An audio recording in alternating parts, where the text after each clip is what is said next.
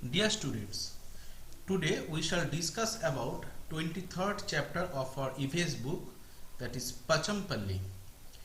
This chapter tells a story about a small town in the state of Telangana which is named Pachampalli. There almost all the families are involved in weaving a special type of cloth called Pachampalli. After going through this chapter, we will learn about the process of making Pachampalli, why the craft is in danger, and we will have an idea about handicrafts and handlooms in India. So let's start. Pachampalli is a town situated in Nalgonda village of Telangana state in India. দেখো এখানে আমি একটা ইন্ডিয়ার map দেখিয়েছি। ইন্ডিয়ার ম্যাপে এই অংশটা হলো তেলেঙ্গানা স্টেট। তেলেঙ্গানা স্টেটের এইখানে আমি যেখানে কার্সার পয়েন্ট আউট করছি এই অঞ্চলটা হলো নালগোন্ডা ডিস্ট্রিক্ট। এই নালগোন্ডা ডিস্ট্রিক্টে কিন্তু পাচাম্পল্লি শহরটা অবস্থিত। Vani and Prasad live in a village called Muktapur. বাণী এবং প্রসাদ মুক্তাপুর নামে একটা ভিলেজে থাকে। Their home is always filled with bundles of bright colored threads. তাদের বাড়ি সবসময় উজ্জ্বল বর্ণের সুতো দিয়ে ভর্তি থাকে। Their mother and father and everyone else in the family are weavers. তার মা এবং বাবা এবং তার পরিবারের সবাই হলো বয়ন শিল্পী। উইভার্স মানে হলো বয়ন শিল্পী আর থ্রেডস মানে হলো সুতো। The weaving that they do is very beautiful and special.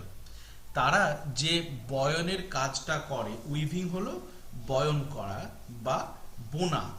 তারা যে বোনার কাজটা করে সেটা হলো খুব বিশেষ ধরনের একটা শিল্প। Muktapur village is in the Pochampalli district of Andhra Pradesh. এই মুক্তাপুর ভিলেজ হলো অন্ধ্রপ্রদেশের পাচাম্পল্লি ডিস্ট্রিক্ট। এই অন্ধ্রপ্রদেশের এই পাচাম্পল্লি যেটা বলছে সেটা কিন্তু এখন তেলেঙ্গানা রাজ্যে অবস্থিত। এখন আর অন্ধ্রপ্রদেশ নেই।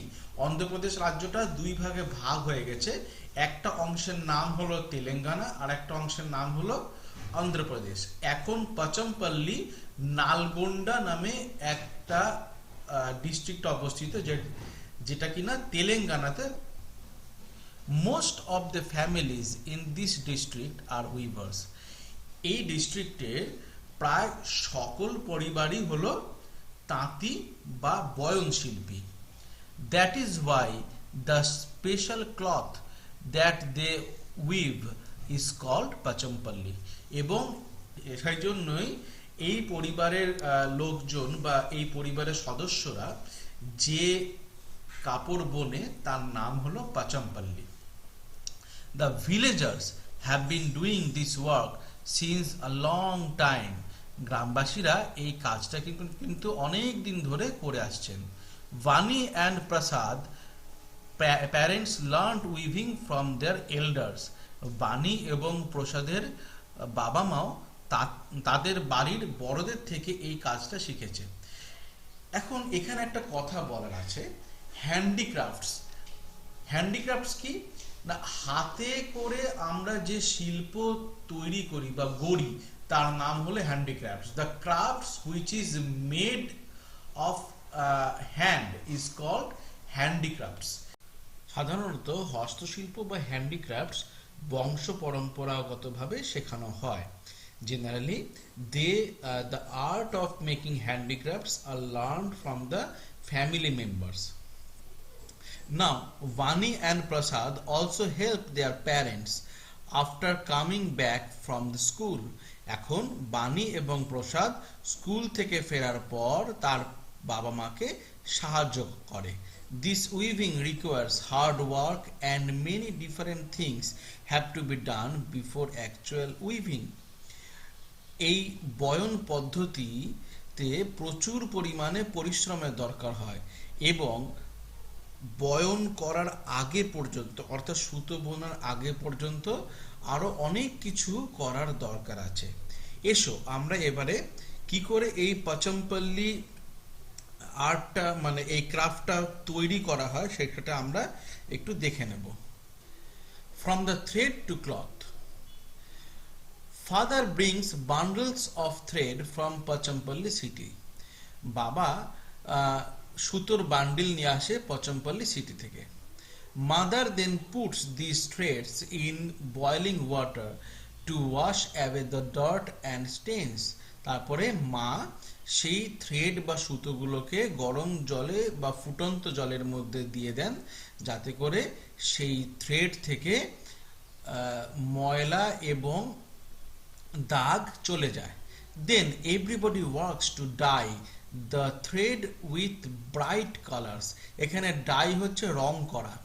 তারপরে সবাই উজ্জ্বল রং দিয়ে সুতোগুলোকে রং করে। These threads are then dried and rolled into bundles. তারপরে এই সুতোগুলোকে শুকিয়ে আবার রোল করে বান্ডিল বেঁধে রাখা হয়। These bundles are put onto looms and the cloth is woven. এখানে LOOMS, looms হলো বয়ন যন্ত্র। যে যন্ত্রের মাধ্যমে কাপড় বোনা হয় তাকে বলা হয় লুমস। তাহলে এখানে কি বলছে? This bundles are put onto looms and the cloth is woven. তারপরে সেই সুতোর বান্ডেলগুলোকে বয়ন যন্ত্রে দিয়ে কাপড় বোনা হয়। Silk cloth and silk saris are woven from the silk thread. সিল্কের কাপড় এবং সিল্কের শাড়ি রেশমের যে সুতো থাকে সেটা দিয়ে বানানো হয়। আবার অন্যদিকে সুতির শাড়ি কাপড় বানাতে কটন ইউজ করা হয়। The loom has many needles. বয়ন যন্ত্রে অনেকগুলো সূচ থাকে। The size and number of the needles changes according to the design. কাপড়ের ডিজাইন কেমন হবে সেই অনুযায়ী লুমের যে নিডলস থাকে তার সাইজ এবং নাম্বার চেঞ্জ হয়। The weavers উইভস the beautiful Pachampalli sarees in bright colors. বয়ন শিল্পীরা পাচমপল্লী শাড়ি খুব সুন্দর উজ্জ্বল রঙের তৈরি করে থাকেন। Through their traditional craft, they have made their region world famous. তাদের ট্র্যাডিশনাল শিল্পের মাধ্যমে তারা তাদের যে রিজন বা অঞ্চল, সেই অঞ্চলের নাম হচ্ছে পাচমপল্লী, সে অঞ্চলকে বিশ্ববিখ্যাত করে তুলেছেন। দেখো এখানে পাচমপল্লী শাড়ির তৈরির যে বিভিন্ন রকম ধাপ, সেই ধাপগুলো দেখানো হয়েছে। এখানে দেখো পাচমপল্লী শাড়ি তৈরি করার জন্য যে সিল্ক সেটা বা কটন বা থ্রেড সেটা কিনছে, তারপরে সেই থ্রেডগুলোকে আলাদা করা হচ্ছে, তারপরে সেখানে ডাই করা হচ্ছে, ডাই করে সেটাকে আবার বান্ডেল করা হচ্ছে, বান্ডেল করে সেই বান্ডিলটাকে লুমে লাগিয়ে শাড়িগুলোকে তৈরি করা হচ্ছে। অর্থাৎ তারপরে এইখানে দেখো একটা শাড়ির নমুনা দেওয়া আছে। Craft in danger.